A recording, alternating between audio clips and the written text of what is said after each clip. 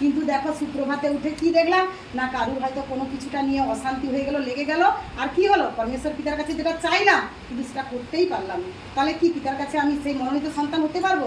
হতে পারবো না। তাই কারণ মাংস আমাদেরকে এমন করায়, কারণ সর্বদা বলছে যে তুমি যত সত্যের পথে চলতে থাকবে আর কি না, বদমাস যে শয়তান আছে না তোমাকে পেছনে টানবে সর্বসময়। আমাদেরকে কি ওইগুলোকে দেখে সুন্দরভাবে, মানে কী রূপে চলতেছি আমি যেন নিজে ভাবি আগে, অপরকে না আঙুল দেখিয়ে নিজে যেন নিজেকে বলি যে আমি কি ঠিক আছি। আমি যে অপর একজনকে বলছে তুমি ঠিক নেই, তুমি ভুল পথে চলছো, কিন্তু একটা আঙুল যদি তাকে আমি দেখাই আরও 3টা আঙুল আমার দিকে আসে, তাহলে তোমাকে বলছে তুমি কি ঠিক আছো, তুমি অপরকে ঠিক থাকার কথা বলতেছো। তো ওই জন্য অপরকে না বলে আমি যেন নিজে ঠিক হই, সর্বদা জিহ্বাকে যেন দমন করে রাখি। পিতা এই জিহ্বা সর্বদাই যেখানে যতটা প্রয়োজন ততটাই যেন বাক্য বেরা, আর যেটুকু বাক্য বেরাবে যেন তোমার মানে কি মহিমা হয়। তো এরকম দেখো পরমেশ্বর পিতার কাছে তো এরকম সুপ্রভাতে প্রার্থনা করছেন, পিতা আমি যেন সর্বদাই কি দিয়াবলের প্রতিরোধ করতে পারি, সর্বসময় যারা কিনা তোমার নিন্দামন্দ করে আমি যেন সেখানে উচিত জবাব দিতে পারি, আর সেই জবাবটা যে দেবো তুমি আমার মধ্য থেকে দিবে, আর ওরা তো চুপ করে শুনবে।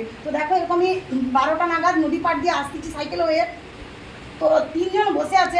একটা দিদিভাই আমাকে বলছে, ও দিদি আজকে রান্না করতে যাবি, তোমার রান্না নেই? আমি হ্যাঁ আমার রান্না আছে, কিন্তু আমি আজকে ছুটি নিচ্ছি। তখন সে বলছে ও আজকে বৃহস্পতিবার, তুমি তো ভবনে যাবো। আমি হ্যাঁ ঠিক বলছো, এই সোমবার বৃহস্পতিবারটা আমার জীবনে হচ্ছে খুব বড় দিন। তো